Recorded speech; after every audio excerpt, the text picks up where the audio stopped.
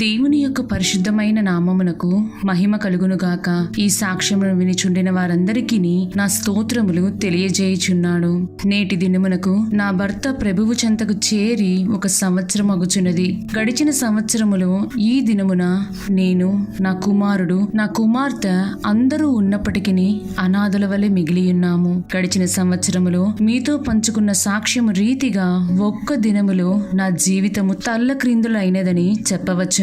Normal Covid test కి అని వెళ్లిన నా భర్త తిరిగి రాలేదు. అటు ఆఫీస్, ఇటు కుటుంబము, ప్రార్థనా జీవితము తప్ప సరైన అవగాహన లేని నాకు నా భర్త యొక్క చనిపోయిన శరీరంను తెచ్చుకొనుటకు కూడా జ్ఞానము లేని దానిగా కనపడి ఉన్నాను.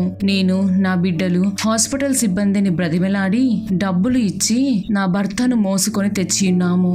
నా జీవితంలో ఏమి జరిగినా నా వాళ్ళు నన్ను ఆదుకుంటారు అని గర్వపడే నాకు దేవుడిచ్చిన గుణపాఠముగా ఆ దినమున నా రక్త సంబంధీకులు కాని, నా భర్త తరపున బంధువులు కాని ఎవరు రాలేదు. అది కోవిడ్ కాదు, రాంగ్ మెడికేషన్ వల్ల చనిపోయారు అని చెప్పినా నా బాధను ఎవరు అర్థం చేసుకోలేదు. కోవిడ్ యొక్క సివియారిటీ వల్ల ఎవరికి బాడీస్ కూడా హాస్పిటల్లో ఇవ్వలేదు. అయితే నేను డాక్టర్ తో ఒకటి చెప్పాను, సార్ నా సిచ్యుయేషన్ మీకు తెలుసు, స్టెరాయిడ్స్ ఎక్సెస్ యూజ్ చేయటం వలన ఈ విధంగా జరిగింది. నాకు దేవుడు తప్ప ఎవరూ లేరు, నా భర్త బాడీని నాకు ఇప్పించండి అని ఏడ్చాను. దేవుడే ఆయన హృదయంలో జాలి కలిగించి తీసుకొని వెళ్ళమన్నారు. నా బంధువులు, నా రక్త సంబంధీకులు నన్ను, నా బిడ్డలను విడిచిపెట్టినా దేవుని యొక్క మహా కనికరమును, ప్రేమను బట్టి మమ్ములను నడిపించు పరిశుద్ధులను, విశ్వాసులు ఆ సమయమున మమ్ములను విడిచిపెట్టలేదు. వారి దగ్గరుండి భూస్థాపన ఆరాధనంతా ఘనముగాను చక్కగాను జరుగుటకు సహాయము చేసిరి. అద్భుతమైన విషయం ఏమిటంటే, ఏ నిమిషములో మనము మరణించదమో మనకు తెలియదు గనుక ఎల్లప్పుడూ మన ప్రాణాత్మ దేహములను సిద్ధపరచుకొనుచు దానికి తగిన ప్రకటన కలిగిన వారముగా ఉండవలెనని పరిశుద్ధులు మాకు చెప్పిన విధముగా నేను, నా భర్త మా మరణములనంతరము ఏ విధముగా నడుచుకునవలెను అను విషయములను గురించి ముందుగానే మా బిడ్డలకు చెప్పెడి వారిమి. మన పరిశుద్ధుల క్రమమును బట్టి భూస్థాపన ఆరాధన ఈ విధముగా చేయవలెను, పరిశుద్ధుల క్రమమును బట్టి మనము జ్ఞాపకార్థ కూటములు పెట్టకూడదు, కాబట్టి మాకు జరిపించవద్దు అని చెప్పుచూ ఉండేవారిమి. అప్పుడు నా భర్త నాకు మాత్రం నూతన యెరూషలేము పట్టణము అనే పాట పాడి తీసుకొని వెళ్ళండి అని చెప్పేవారు. అయితే అనుకోని రీతిగా నేను ఏడ్చుచూ ఉన్న సమయములో నన్ను పాడమని కోరారు. నా వల్ల కాలేదు. అప్పుడు ఒక విశ్వాసి ఎగ్జాక్ట్ గా నా భర్త ఏ పాట అయితే కడసారి తనకు పాడవలనని కోరియున్నారో మేము ఎవరమూ చెప్పనప్పటికీ ఆ పాటనే పాడియున్నారు. నా కన్నీరు ఆగలేదు. నీతిమంతుల కోరికను ఆయన ఆఖరి వరకు తీర్చుటకు సమర్థవంతమైన దేవుడై ఉన్నారని గ్రహించి ఉన్నాను. అందరూ వెళ్లిపోయారు. పిల్లలతో ఇంటికి వెళ్లాలని లేదు. అయినప్పటికీ పరిశుద్ధులు పెట్టిన భోజనము చేసి సాయంత్రం బయలుదేరి ఉన్నాను. మా సంఘములోని ఒక సహోదరుడు మా బాబుకి 5,000 జోబులో పెట్టి ఉంచమన్నారు. ఇంటికి రాగానే మీకు కోవిడ్ లేదని రిపోర్ట్స్ చూపిస్తే కానీ అపార్ట్మెంట్ లో రానియమని చెప్పి ఉన్నారు. రిపోర్ట్స్ నెగిటివ్ వచ్చాయని చూసుకున్నాకనే మమ్ములను లోపలికి ఎలో చేశారు. 2 బిడ్డలతో ఏడ్చుకుంటూ నా ఇంటికి వచ్చాను. అయితే అందరూ ఇక్కడికి వచ్చారేంటి, భర్త చనిపోయి 1 రోజు కూడా కాలేదు, నీ ముఖము చూడకూడదు, నీ తల్లి ఇంటిలో కొంతకాలం ఉండాలి అని ముఖానే అన్నారు. అన్ని నిందలు, అవమానములు సహించుకొనుటకు ప్రభువే తగిన కృపను ఇచ్చి ఉన్నారు. నా భర్త లేకుండా అస్సలు బయటకు వెళ్లటం కానీ ఏమైనా కొనటం కానీ నాకు తెలీదు. అటువంటి నన్ను ఏలియాను కాకోలము చేత పోషించిన రీతిగా అన్యులైనప్పటికీ మా యొక్క అపార్ట్మెంట్ వాళ్లే నాకు, నా బిడ్డలకు 15 దినములు 2 పూటల అన్నం పంపించేవారు. వారితో నేను పెద్దగా ఎప్పుడూ మాట్లాడింది కూడా లేదు. అయినా నా మీద జాలి కలిగేటట్లు ప్రభువు క్రియ చేసి ఉన్నారు. అందుకు నేను దేవునికి స్తోత్రములు చెల్లించుకొనుచున్నాను. ప్రతి దినము ప్రార్థనకు కూర్చుంటే ఏడ్చేవారిమి.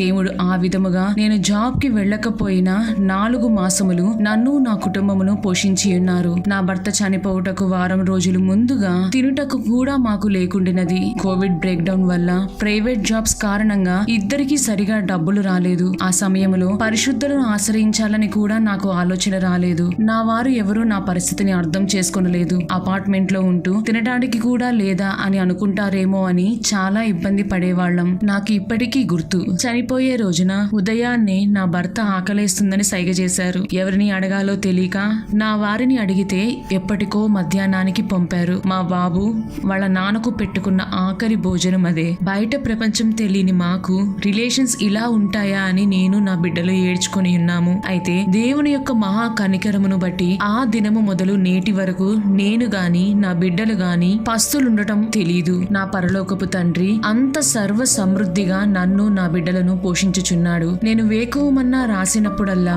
యోబును గూర్చి దేవుడు బయలుపరిచేవాడు. అయితే నేను చాలా భయపడేదానని, కాని బయలుపరిచిన విధముగా రాసి చెప్పేదానను. అయితే యోబు చెప్పిన విధముగానే నేను ఏదైతే బహుగా భయపడితినో అదే సంభవించినది అన్న రీతిగానే నా జీవితములో కూడా సంభవించినది. తెలుగు మన్నా చెప్పేటప్పుడు యోబుకి అలా ఏ విధముగా ఒక్క దినములో అన్ని కోల్పోయెను అని బహుగా ఆలోచించేదానిని. నా జీవితములో ఒక్క దినములో అటువంటి పరిస్థితి అనుభవించిన తదుపరి గ్రహింపాయెను.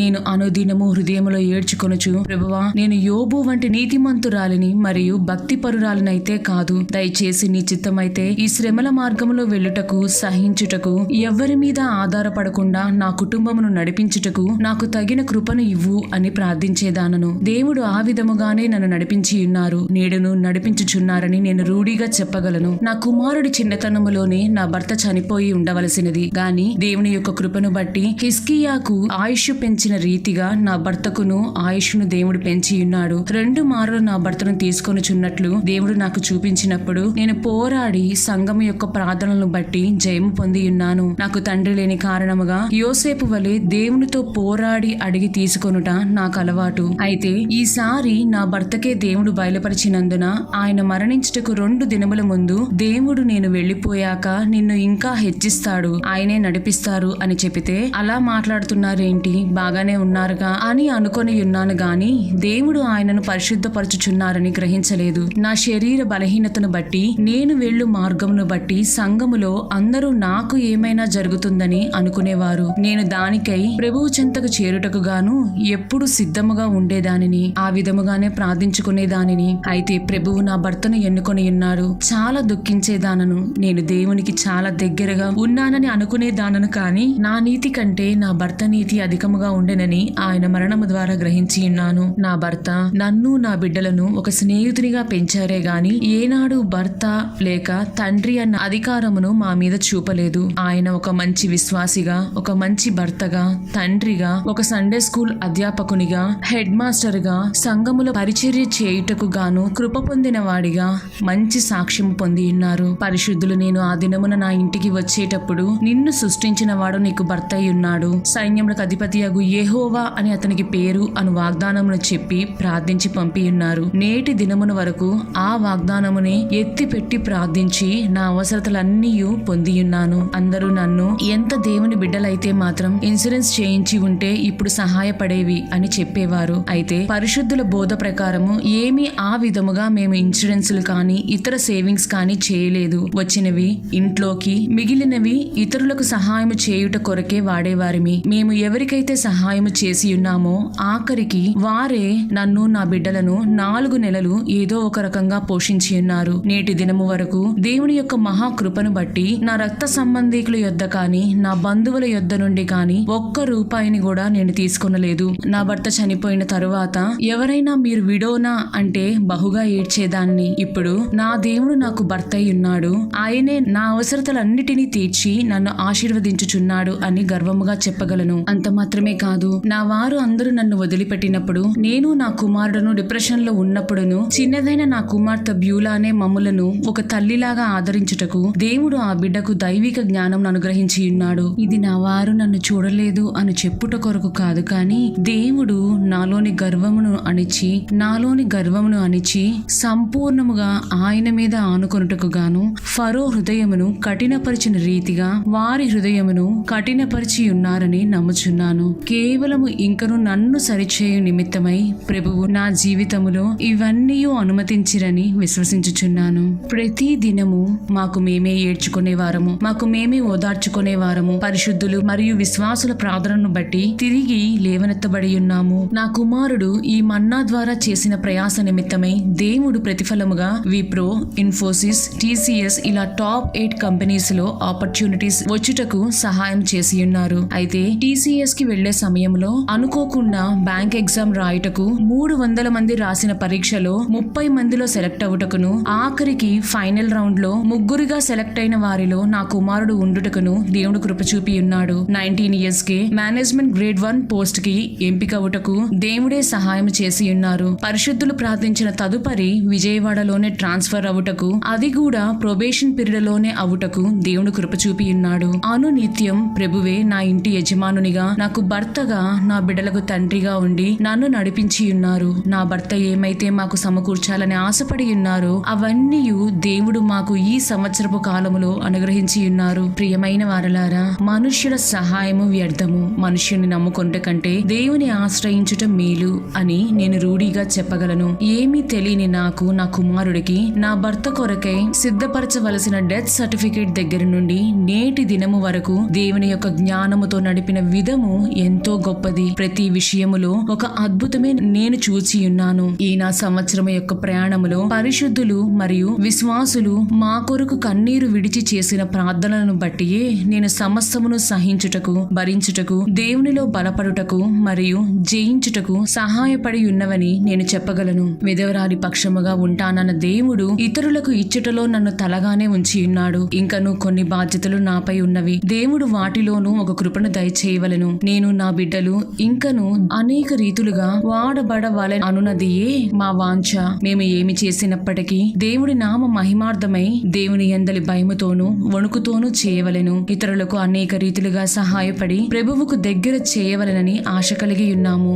దానికి ప్రభువే సహాయం చేయవలెను. మీ అందరూ నా కొరకును, నా బిడ్డల కొరకును మీ అనుదిన ప్రార్థనలో జ్ఞాపకము చేసుకొనవలెనని ప్రభువు పేరిట వేడుకొనుచున్నాను. దేవుని యొక్క పరిశుద్ధమైన నామమునకు మహిమ కలుగును గాక. దేవుని యొక్క పరిశుద్ధమైన నామమునకు మహిమ కలుగును గాక. ఈ వాక్యమును వినిచుండిన ప్రియమైన వారందరికీ నా స్తోత్రములు తెలియజేయుచున్నాను. ఈ ఉదయ కాలమున మన వేకువ మన్నా యొక్క ముఖ్య అంశము నిత్యము దేవుని యందు నమ్మిక ఇంచుట యొక్క ధన్యత. దీని ధ్యానార్థమై మనము యెషయా గ్రంథము 26వ అధ్యాయము 3వ వచనము వైపు మన పరిశుద్ధ గ్రంథమును త్రిప్పెదము గాక. ఎవని మనసు నీ మీద ఆనుకొనునో వానిని నీవు పూర్ణ శాంతి గలవానిగా కాపాడుదువు. ఏలయనగా అతడు నీ యందు విశ్వాసముంచి ఉన్నాడు అని చదువుచున్నాము. విశ్వాసముంచి ఉన్నాడు అని తెలుగు తర్జుమాలలో రాయబడినప్పటికీ నమ్మిక ఉంచి ఉన్నాడు అని ఆంగ్ల తర్జుమాలలో పేర్కొనబడినది. ఈ వాక్యమును వినిచుండిన ప్రియమైన వారలారా, దేవుని యందు నమ్మిక ఇంచుట యొక్క సాధారణ నిర్వచనము ఈ వాక్యమునందు ఇవ్వబడినది. దేవుని యందు నమ్మిక ఇంచుట అనగా మన మనస్సు దేవుని మీద ఆనుకొని ఉండుట అయి ఉన్నది. నోవాహు దేవుని కనులలోనికి చూచినప్పుడు అతడు దేవుని యొక్క కరుణను, కృపను ప్రాప్తించుకొని తన తరము వారిలో నిందారహితమైన జీవితమును చేయగలిగెను. నీతిపరులుగాను మరియు నిందారహితులుగాను జీవించుట దుర్లభమని కొందరు తలంచుదురు. అట్టివారు నోవాహు వలె దేవుని కనులలోనికి చూడకపోవుటను బట్టి లేక దేవుని యందు నమ్మిక ఎంచకపోవుటను బట్టి కృపలో కొరత కలిగి ఉందురు. మన మనస్సు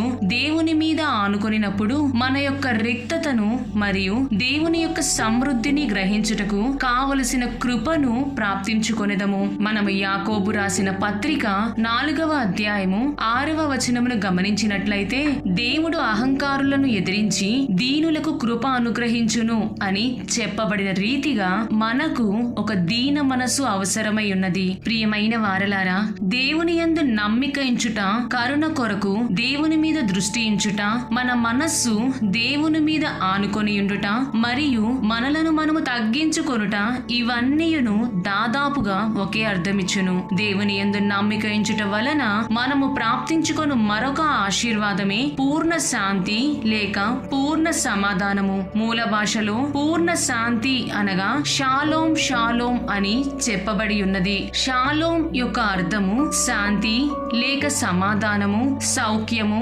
సంపూర్తి, మంచి ఆరోగ్యము మొదలగునవై ఉన్నవి. మనము దేవుని యందు నమ్మిక ఉంచిన ఎడల రెట్టింపైన అనగా సంపూర్ణమైన సమాధానము, మంచి ఆరోగ్యము మొదలగు వాటిని కలిగిన వారమై యుందుమనున్నదే దీని యొక్క నిజమైన అర్థము, క్రీస్తునందు ప్రియమైన వారలారా, దేవుని యందు నమ్మిక ఉంచుట మూలముగా మనము పొందు ఆశీర్వాదములను తెలియపరచు మిక్కిలి దీవెనకరమైన భాగమును కీర్తనల గ్రంథము 21వ అధ్యాయము 6-7 వచనముల ద్వారా చదవగలము. నిత్యము ఆశీర్వాద కారకుడుగా నుండునట్లు నీవతని నియమించి ఉన్నావు. నీ సన్నిధిని సంతోషముతో అతని నుల్లసింపజేసి ఉన్నావు. ఏలయనగా రాజు యెహోవా యందు నమ్మిక ఉంచుచున్నాడు, సర్వోన్నతుని కృప చేత అతడు కదలకుండా నిలుచును అని చదువుచున్నాము. ఇచ్చట నిత్య ఆశీర్వాద కారకుడు అని రాయబడినప్పటికీ ఆంగ్ల తర్జుమాలలో మిక్కిలి ఆశీర్వాద కారకుడు అను పదములను గమనించుడి. దేవుని యందు నమ్మిక ఉంచువారు ఇప్పుడును మరియు నిత్యమునందును మిక్కిలి ఆశీర్వాదకరముగా నుందురు. దీనికంటే గొప్పదైన భాగ్యమును లేక చిరకాల భాగ్యమును ఎవరునూ ఎదురు చూడజాలరు. దేవుని యందు నమ్మిక ఉంచువారు ధన్యులు. అవును, వారు మిక్కిలి ఆశీర్వాదము నొందువారుగా మార్చబడి ఉన్నారు మరియు వారు అత్యధికముగా ఉల్లసింపజేయబడి ఉన్నారు. అవును ప్రియులారా, ఆయన సన్నిధిలోని సంతోషముతో ఉల్లసింపజేయబడి ఉన్నారు. ఈ వాక్యమును వినిచుండిన ప్రియమైన వారలారా, కాబట్టి దేవుని యందు నమ్మిక ఉంచువారు ఎటువంటి సమస్యలను ఎదుర్కొను వారైనప్పటికీ, ఎటువంటి భారములు మోయిచున్న వారైనప్పటికీ మిక్కిలి ఆశీర్వాదము నొందిన వారుగాను అత్యధికముగా ఉల్లసించు జనులుగాను మార్చబడుదురు. అలాగైన ఎడల దేవుని యందు నమ్మిక ఉంచని వారు అనగా మానవ బాహువుపై నమ్మిక ఉంచువారు మిక్కిలి దౌర్భాగ్యులుగాను అధికమైన దుఃఖము కలిగిన జనులుగాను ఉన్నారు. మనము పరిశుద్ధ గ్రంథమునందలి గమనించినట్లయితే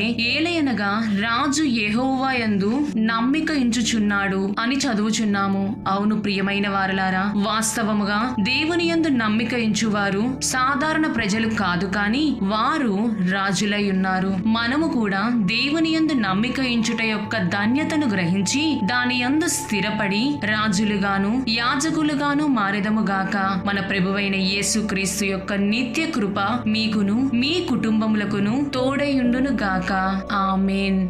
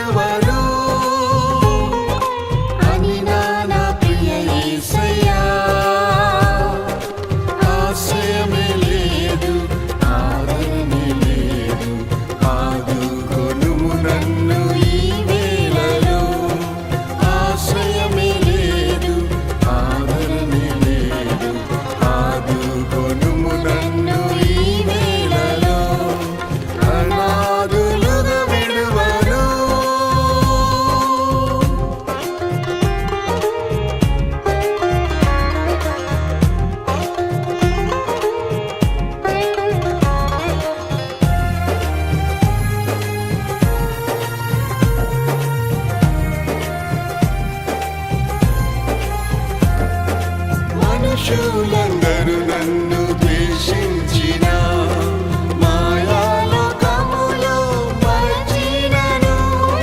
మనుషులందరూ నన్ను ద్వేషించిన మాయాలోకములో మరచినను. నేను నిన్ను మరచిపోజాలను, నాతో చెప్పిన వాకు నెరవేర్చుము.